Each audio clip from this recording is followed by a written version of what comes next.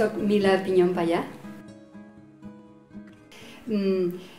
Realment mai m'ha sentit dona, ni quan era xicoteta me sentia dona, perquè veia aquestes pel·lícules americanes. Primer no m'agradava el paper que feien les dones en el meu poble, i m'agradava més el paper que feien els homes, que anaven a treballar, eixien més i vivien més.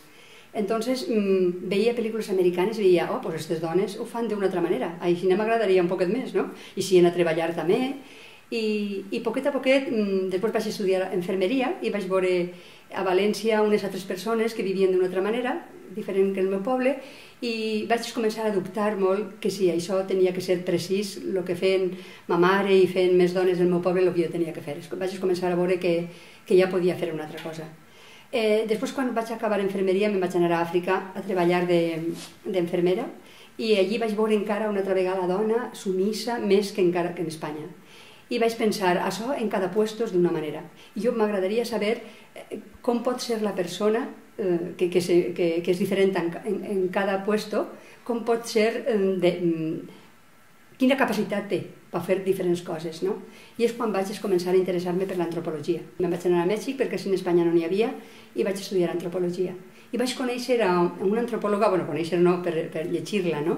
Margaret Mead, que va estar treballant en moltes tribus i va veure que l'home feia el que així fèiem les dones i les dones feien el que així fèiem els homes. Aquesta dona va concluir el mateix que jo, que el ser humà pot fer molts papers en la vida i és la societat la que diu tu en aquesta cultura seràs dona i faràs aixina, però no naix en la persona el que tingués qualitats de dona o qualitats d'home. I vaig pensar que l'ideal seria ser autosuficient. Per aquest temps ja m'havia donat compte que el que te diuen en la societat que tenies que ser per tindre un gènere o un altre o per viure en un lloc o un altre era una construcció social i que realment podies construir una altra realitat.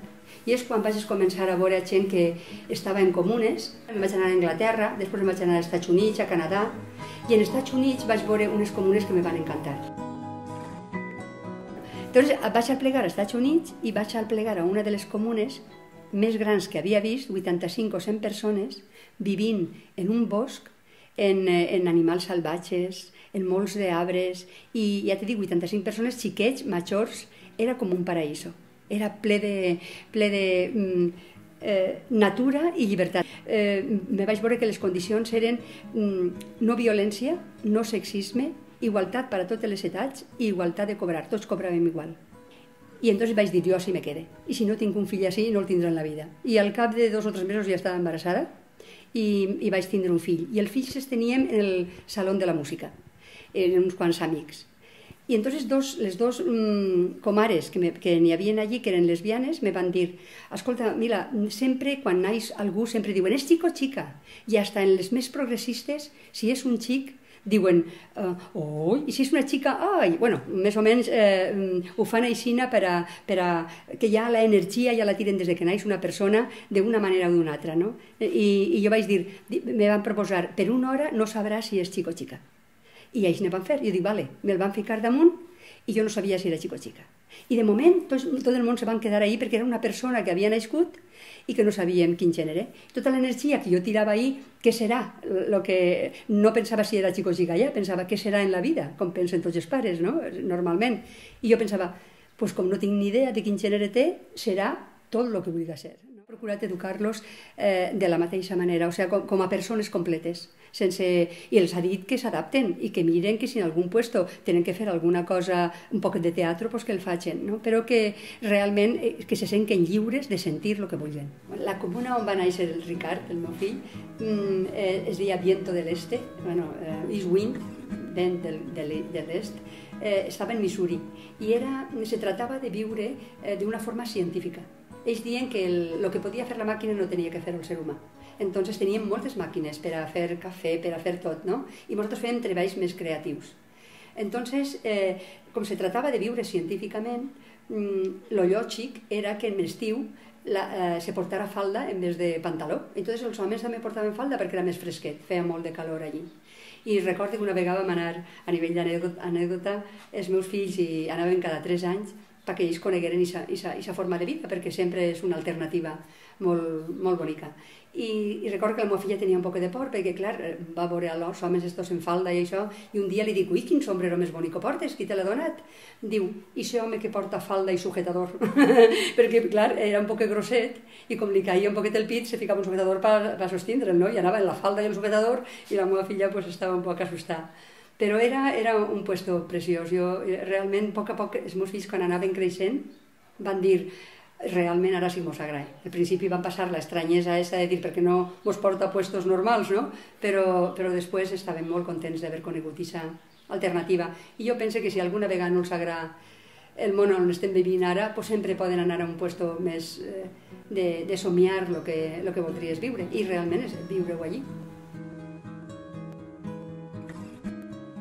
Realment jo crec que és un error molt fort, el voler sentir-se dona o sentir-se home, i és un error molt fort que porta conseqüències que no podem unir ara.